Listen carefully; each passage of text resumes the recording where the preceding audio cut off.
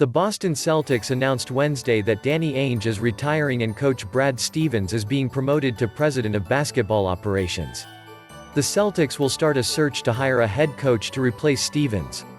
Ainge will work with the team on the transition through the offseason. Celtics staff were informed of the changes Wednesday morning, sources told ESPN. Ainge has been contemplating leaving the job for several months and had been talking about possible succession plans with ownership, according to sources. Stevens, who has been coach for the past 8 seasons, has been described as worn down with coaching since the bubble and welcomed the chance to make the transition to the front office, sources said.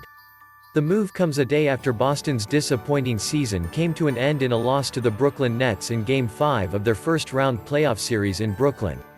"I'm grateful to ownership and to Danny for trusting me with this opportunity," Stevens said in a statement from the Celtics. "I'm excited to tackle this new role, starting with a wide-ranging and comprehensive search for our next head coach."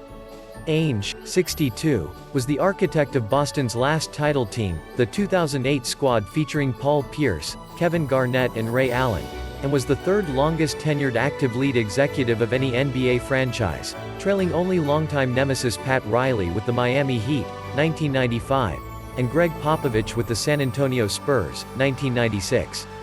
Helping guide this organization has been the thrill of a lifetime, and having worked side by side with him since he's been here, I know we couldn't be in better hands than with Brad guiding the team going forward, Ainge said in a statement from the Celtics. "I'm grateful to ownership, all of my Celtics colleagues, and the best fans in basketball for being part of the journey." The Celtics are headed into what is a pivotal offseason for the franchise after Boston finished 7th in the Eastern Conference on the heels of making it to the conference finals 3 of the past 4 years.